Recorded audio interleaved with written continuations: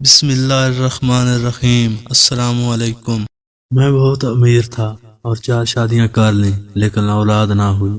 پھر ایک دوست نے کہا تو پیسے لے کر بچہ پیدا کر دیتی ہے۔ میں نے اس عورت کو گھر بلا کر اس کا نقاب اتارا تو میرے اوسان خطا ہو گئے، کیونکہ میں اپنے دوست کے ساتھ جس جگہ آیا تھا وہاں کی راتیں جاگتی تھیں اور دن سوتے تھے۔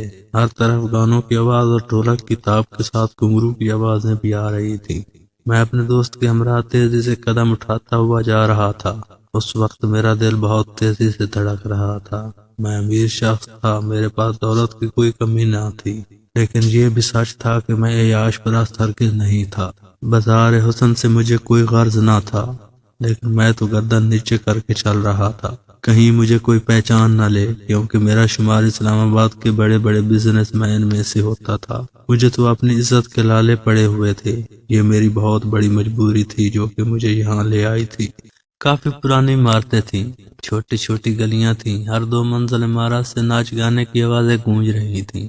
عمارتوں کے باہر منہ میں پان دبائے اس کوٹھے کے دلال کھڑے گاہکوں کو اپنے کوٹھے میں جانے کا کہہ رہی تھیں۔ سہاتی بے باک جملے بول رہی تھیں۔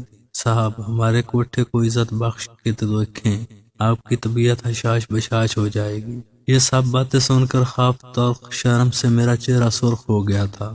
میں نے کبھی ایسی گفتگو نہیں سنی تھی۔ لگتا تھا جیسے کوئی کاروباری کپڑے کا بازار ہو اور دکاندار اپنی چیزوں کی تعریف کر کے اسے بیچ رہا ہو۔ کیا عورت اتنی سستی اور معمولی سی چیز تھی؟ بہرحال میں دل ہی دل میں دوست کی بات مان کر بہت پچھتاتا آ رہا تھا۔ مجھے یہاں آنا ہی نہیں چاہیے تھا، یہ بہت بڑی غلطی تھی۔ میرا دل چاہ رہا تھا کہ میں یہاں سے واپس چلا جاؤں، کہ جب ایک کوٹھے کے پاس جا کر میرے دوست نعمان کے قدم رکے تھے۔ اس سے پہلے کہ میں انکار کرتا، نعمان نے میرا ہاتھ پکڑا اور اس عمارت کی سیڑھیاں چڑھنے لگا۔ سیڑھیاں سیمنٹ کی بنی ہوئی تھیں، سیڑھیوں کی دیواروں پر پان کے داغ لگے ہوئے تھے، عجیب سی بدبو پھیلی ہوئی تھی۔ ہم لوگ اوپر گئے تو صحن میں سفید چاندی بچھی ہوئی تھی اور شراب اور گلاب کے پھولوں کو ملا کر ایک عجیب سی بو کا احساس مجھے ہوا تھا۔ سامنے سفید چاندنی پر سرخ رنگ تکیے پر ٹیک لگائے شکین اس لڑکی کا رقص دیکھ رہے تھے۔ وہ لڑکی پاؤں میں گھنگرو پہنے گیت اور گانوں کے دھن پر رقص کر رہی تھی۔ سامنے ایک کونے پر ہارمونیم اور ڈھولک والے بیٹھے تھے جو الگ سے ہی اپنا ایک راگ بجا رہے تھے۔ سامنے تخت پر ایک ادھیڑ عمر خاتون منہ میں پان لیے اس لڑکی کے رقص کو دیکھتے ہوئے پاؤں پھیلا رہی تھی۔ مجھے وہاں کا ماحول دیکھ کر وحشت سی ہوئی۔ میں نے نعمان سے کہا کہ چلو یہاں سے، مجھے یہاں کوئی بات نہیں کرنی۔ تو وہ کہنے لگا، ارے مرد بنو، کیوں اتنا گھبرا رہے ہو؟ یہ کہہ کر وہ مجھے اس تخت پر بیٹھی عورت کے پاس لے گیا۔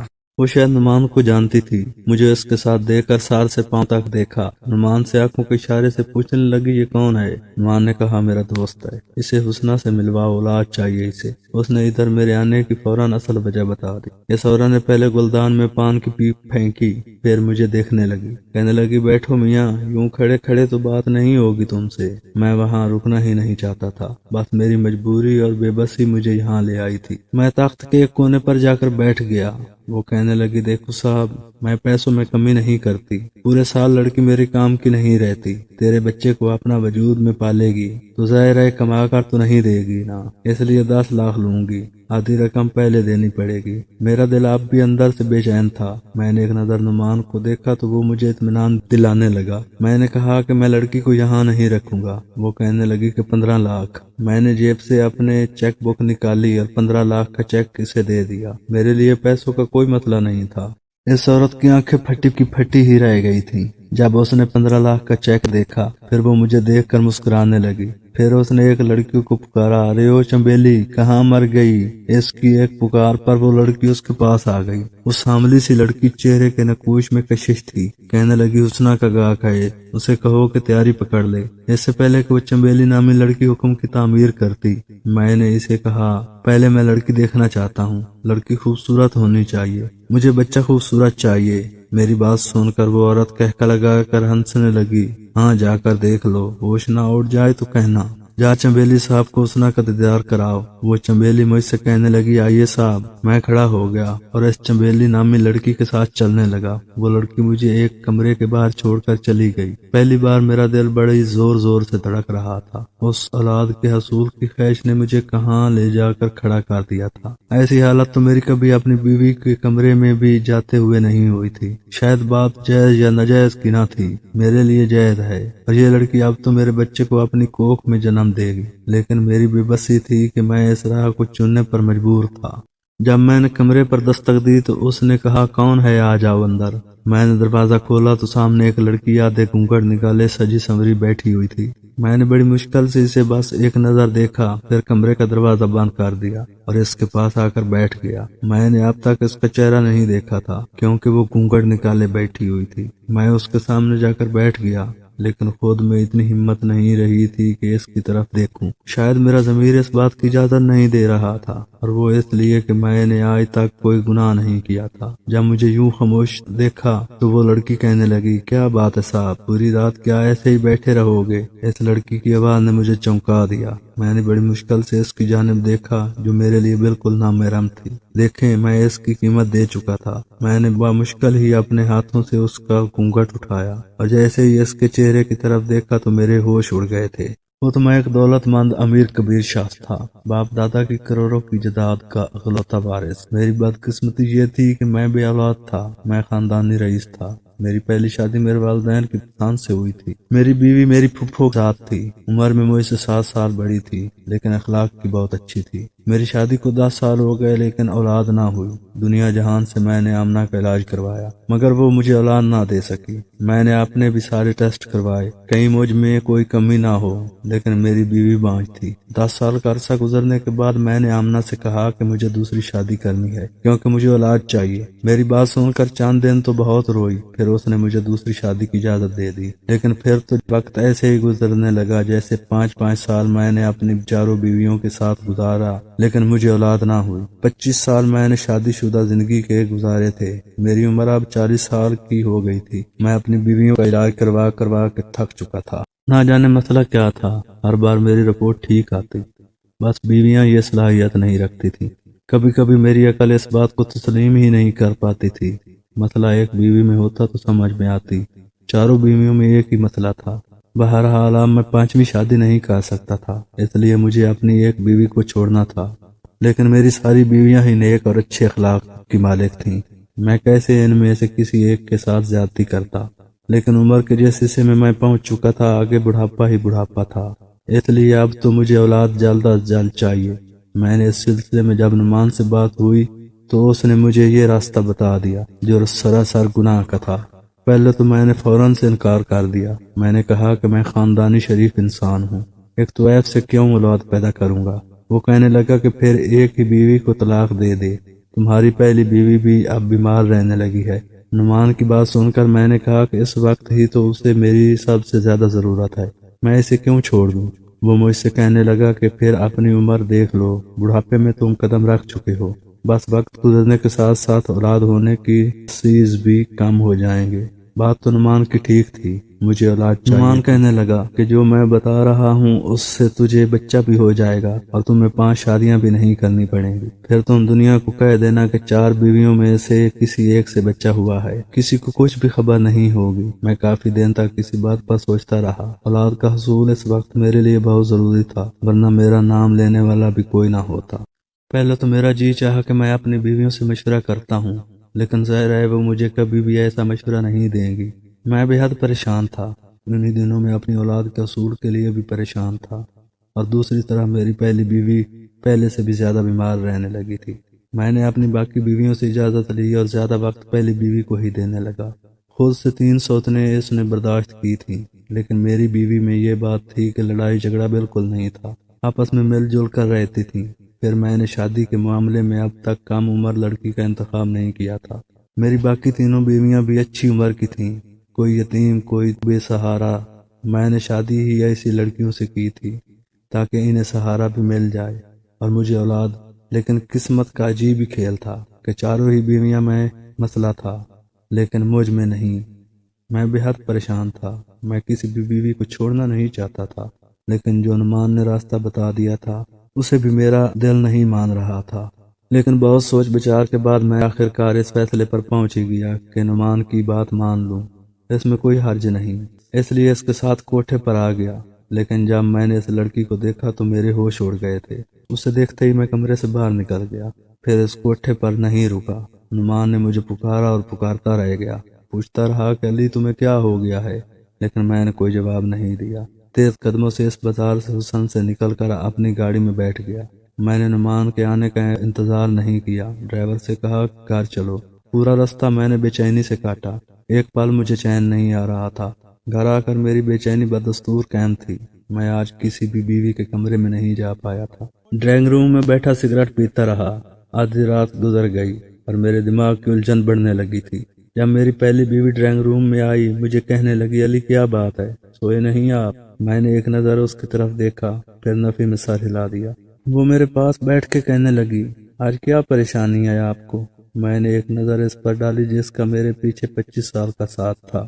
وہ اب بیمار رہنے لگی تھی۔ میں نے اس کا ہاتھ تھاما اور کہا تمہاری طبیعت کیسی ہے؟ کہنے لگی مجھے اپنے بچنے کی امید نہیں ہے، میرے پیٹ میں بنی ہوئی سولیاں پھاٹ کر کینسر کی شکل اختیار کر گئی ہیں۔ آپ بھی جانتے ہیں، میں جانتا تھا یہ چند مہینوں کی مہمان ہے، اس لیے اب سارا وقت اسی کے پاس گزارتا۔ میرے کندھوں پر اس نے سال رکھ دیا تو میں نے بھی اسے اپنے حصار میں لے لیا۔ میں نے کہا کہ میں سوچ رہا ہوں کہ تمہیں لندن لے جاؤں، وہاں تمہارا علاج کرواؤں۔ میری بات پر کہنے لگی کوئی فرق نہیں پڑے گا، وقت گزر چکا ہے میرے علاج کا، بس آپ میری خواہش پوری کر دیں، مجھے طلاق دے کر شادی کر لیں۔ اس کی بات پر میں نے اس کی طرف دیکھا تو وہ کہنے لگی میں اسی گھر کے ایک کمرے میں رہ لوں گی، لیکن مرنے سے پہلے آپ کا بچہ دیکھنا چاہتی ہوں۔ اس کی بات سن کر میری آنکھوں کے سامنے حسنہ کا چہرہ گھومنے لگا۔ میں نے اسے کہا کہ میں تمہیں اتنا بڑا غم نہیں دے سکتا، پہلے ہی تم پر سوتنے لا چکا ہوں، شاید اسی وجہ سے تم بیماری سے دوچار ہو گئی ہو۔ وہ کہنے لگی ایسا نہیں ہے،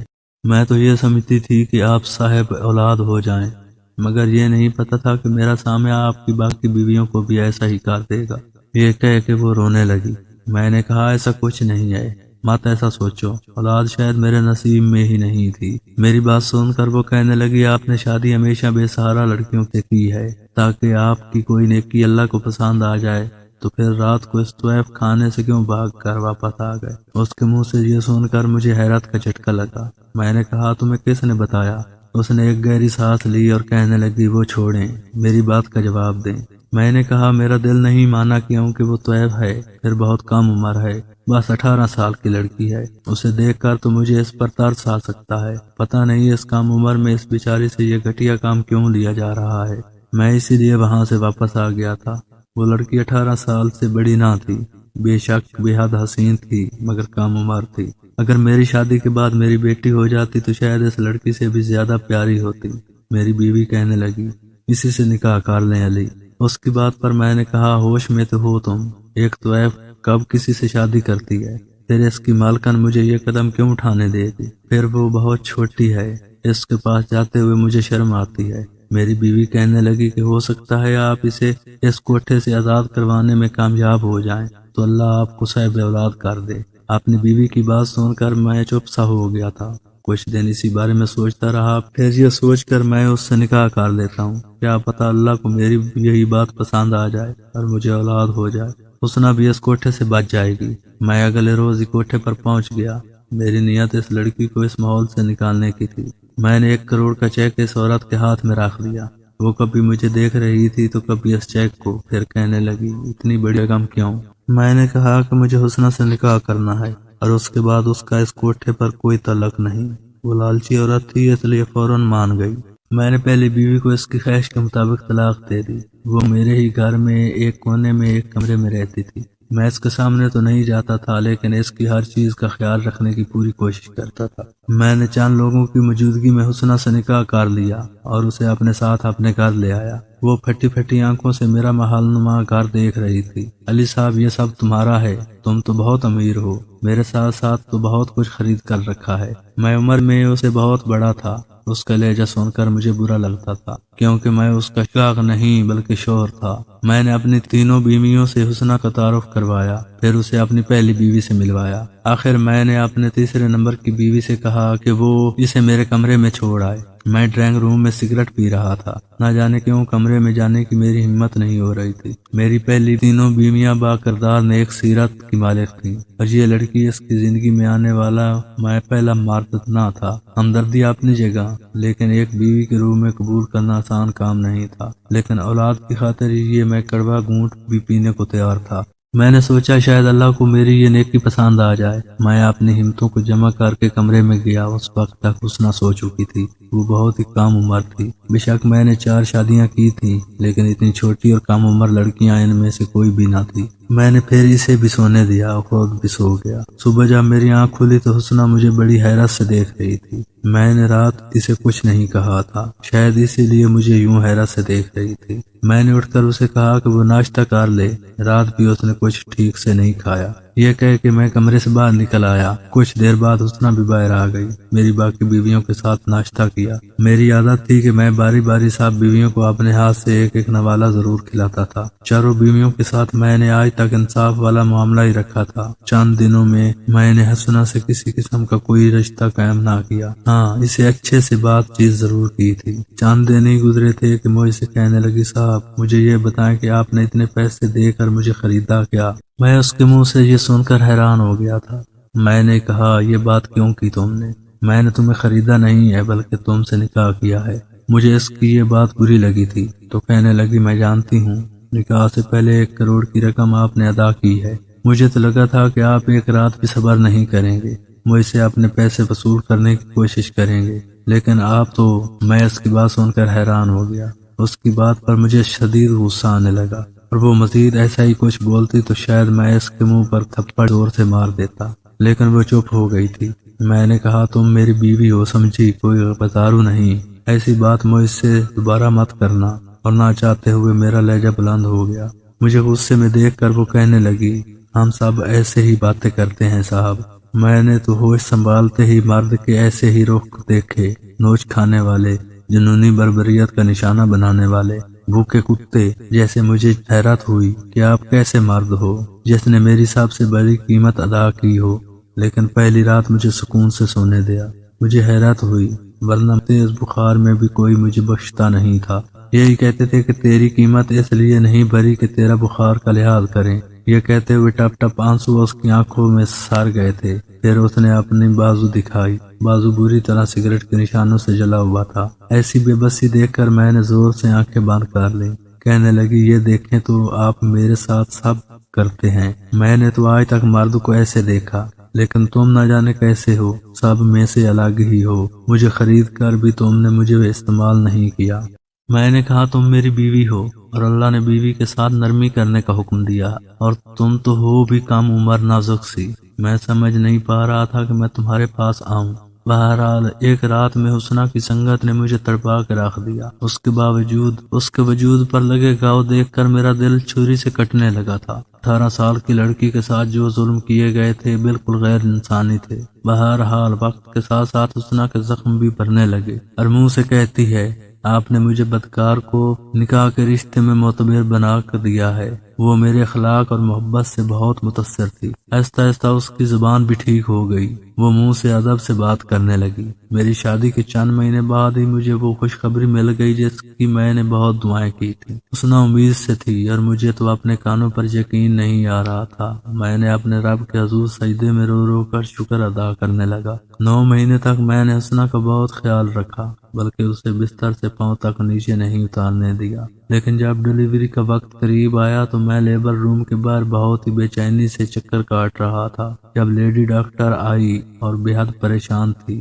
مجھ سے کہنے لگی کہ آپ کی بیوی کی حالت ٹھیک نہیں ہے، یا تو ہم ماں کو بچا سکتے ہیں یا پھر بچے کو۔ یہ سن کر تو میرے ہوش ہی اڑ گئے تھے۔ مجھے اتنے عرصے بعد اولاد کی خوشی مل رہی تھی، لیکن میرے سامنے ایک آزمائش کھڑی تھی۔ اس وقت میری حالت کیا تھی اور کیا ہو سکتی تھی، یہ وہی شخص جان سکتا ہے جس پر یہ سب بیتا ہوا تھا۔ میں نے اپنی آنکھیں بند کر لی۔ میں نے کہا، آپ ماں کو بچا لیں، بچے کا اللہ مالک ہے۔ وہ لیڈی ڈاکٹر اندر چلی گئی اور میری آنکھوں سے آنسو بہنے لگے تھے۔ بے شک میری پہلے سے 3 بیویاں اور بھی تھیں، لیکن میں اپنی خواہش کی خاطر کسی کی جان لینے کا سوچ بھی نہیں سکتا تھا۔ میرے آنسو میرے باس میں نہیں تھے، اس لیے بہنے لگے۔ کچھ ہی دیر بعد لیڈی ڈاکٹر باہر آئی۔ میں نے اس سے پوچھا میری بیوی کیسی ہے، تو وہ کہنے لگی ماں اور بیٹا دونوں ہی خطرے سے باہر ہیں۔ یہ سن کر تو حیرت کا جھٹکا لگا تھا۔ میں بہت خوش ہوا تھا۔ جب نرس نے میرے کانپتے ہاتھوں میں میرے بیٹے کو ڈالا تو اسے سینے سے لگا کر میں پھوٹ پھوٹ کر رونے لگا۔ میرے رب نے مجھے میرے صبر کا بہترین انعام دیا تھا۔ بے شک وہ اپنے بندوں پر زیادہ بوجھ نہیں ڈالتا جو وہ اٹھا نہ سکیں۔ اگر آپ کو کہانی پسند آئی ہے تو ویڈیو کو ضرور لائک کیجئے اور اپنے دوستوں کے ساتھ شیئر بھی کیجئے اور ہمارے چینل کو سبسکرائب ضرور کریں۔ شکریہ۔ اگلی کہانی تک کے لیے اللہ حافظ۔